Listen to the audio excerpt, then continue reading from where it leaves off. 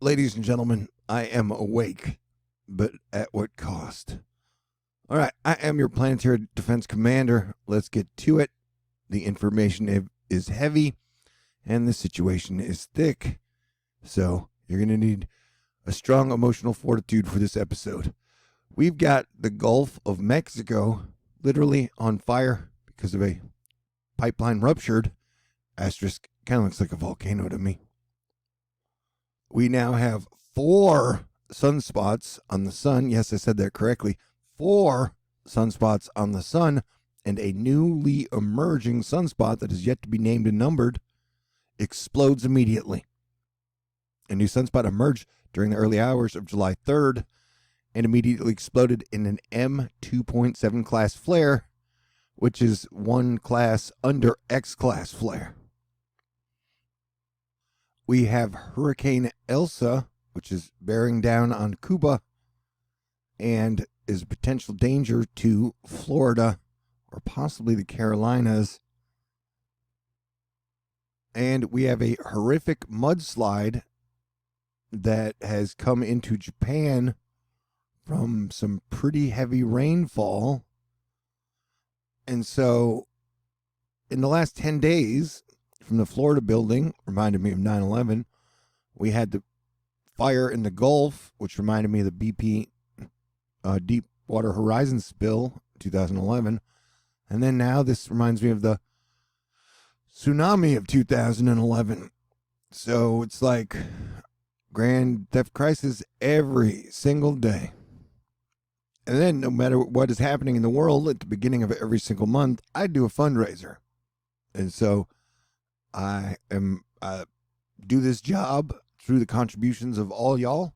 If you'd like to contribute to keep me THORnews up and running, I'd appreciate it greatly.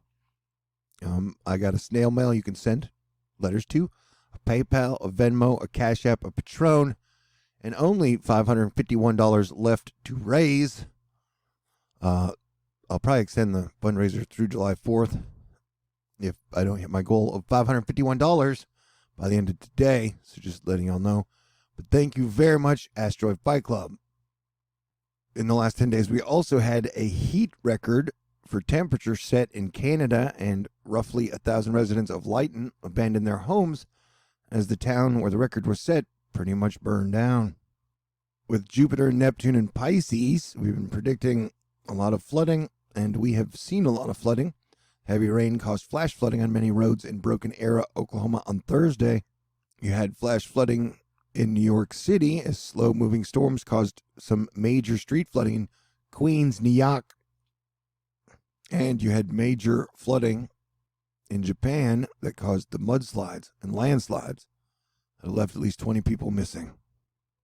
Yeah, it is a weird, wild, and dangerous world, and I imagine 2021 will be filled with a lot of surprises. We are looking for Hurricane Elsa to make landfall around the 7th of this month, possibly as a strong tropical storm or a Category 1 hurricane. That has been my guess. That stays my guess. I'll let you know if things change. Could bring some heavy flooding into Florida and possibly up the Gulf Coast, though some models have it going further to the east and hitting the Carolinas. Then we have heavy flooding predicted for Texas, and then this big super heavy flooding spot predicted for near the Texas-Mexico border. We've been getting monsoon rains up through Arizona, New Mexico, and then of course the traditional rain down in the south. I don't know why I called it traditional. Maybe it's because I just woke up. All right, so like I said, we've got Elsa. It's just bearing down. It is expected to move under the islands until it hits Cuba, and then it'll take a north turn. Most models predict to the west of Florida. One model predicts to the east. At this point, we'll have to pay attention. I do want to note the massive wave rolling off of Africa at the moment. And so we are definitely at the start of what could be a very active hurricane season. So I hope everyone is ready and prepared. And I'll remind people again, if you do have a place you live and you want flooding insurance, it takes 30 days for the insurance to kick in. All right, the GFS predicts a borderline hurricane/heavy tropical storm around the 7th. The Euro finally admits that this hurricane Elsa isn't just going to disappear, and predicts it to make landfall at a strong tropical storm around the 7th or 8th. The CMC Canadian Music Factory has it hitting South Carolina on the 7th as a strong tropical storm. The Navy Gem has it hitting the Carolinas as a hurricane on, I think, the 7th. Yep. And so we are going to have to stay tuned. And then I'm monitoring this weird thing in the Gulf, although it just vanished. You can see the outflow boundaries here. As, like I said, Elsa has weakened a bit, but some NHC forecasts are calling for it to become a Category 2 hurricane before it makes landfall on Cuba. See, I didn't make that up. Category 2, 2 p.m. Saturday, Sunday, and then a weekend before or as it hits Cuba. It's expected to go to the west end, head north, and somehow make landfall around Crystal River as a tropical storm. It's definitely best to pay attention because, like in the overall category, like a hurricane or tropical storm, it can sometimes bring heavier damage with rainfall, possible tornadoes, and we'll see. Technically, these are super weird, super dangerous days, but as your planetary defense commander, who brings you this information almost every day, I have to do what I can to maintain a sense of humor. And earlier, when I saw this, like my reality in my mind literally just melted. Some people have noted that maybe Elsa will come into the Gulf and put out this fire. Oh, man. But yeah, gear up, because it's probably not going to be your classic dungeon run. And so remember, when I put out the warning telling everybody that things were going to get messy, I put this out on June 28th, trying to let everybody know, definitely leading up to and around July 1st through July 3rd, we would see some crazy crap. And I think that prediction came true. And it ain't over yet, although I do think the predictions of grand solar minimum are over. But hey, everybody's allowed to have your own opinion. It's 4th of July weekend. We are free to believe. We have freedom of religion, freedom of thought, asterisk. Be careful what you post on social media, though. All right. But yeah, I will keep you guys posted for sunspots. That's impressive. And let you guys, updated as I do, because this is my full-time job. But yeah, these are definitely strange days. We live in super interesting times. So I would celebrate all good that you have now and the fact that civilization is still even standing. But of course, with all the super cryptic energy, it wouldn't be complete without a cryptic Elon Musk tweet. It's like whenever there's a super major disaster, Elon's there to show up and talk about cryptocurrencies. Oh yeah, we were also attacked in the largest ransomware attack yesterday.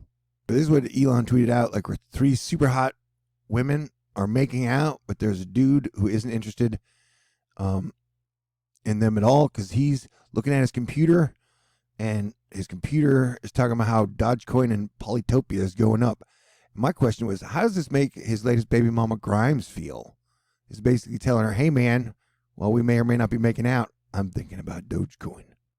I don't know, can I still tell jokes? Or am I going to get another invisible punch in the face again? Well, I guess you'll have to stay tuned to find out. I do want you to have a super duper awesome 4th of July weekend. And I'll be here doing what I do, bringing y'all the information I can in a timely fashion. And if y'all appreciate all the hard work and all the time and effort I put into this, even though there are a lot of dangers and troubles and hackers and tons of shit that come along with being the Planetary Defense Commander, I would appreciate a contribution to help me get to my July fundraiser goal. And if we can hit it today or tomorrow, I get to go 3 weeks without having to talk about fundraisers. That'd be great. But like I said, I got a mail mail. Put it in a letter, put a stamp on it, lick it. I got a PayPal, a Venmo, a CashApp, a Patron, and only $551 left to raise.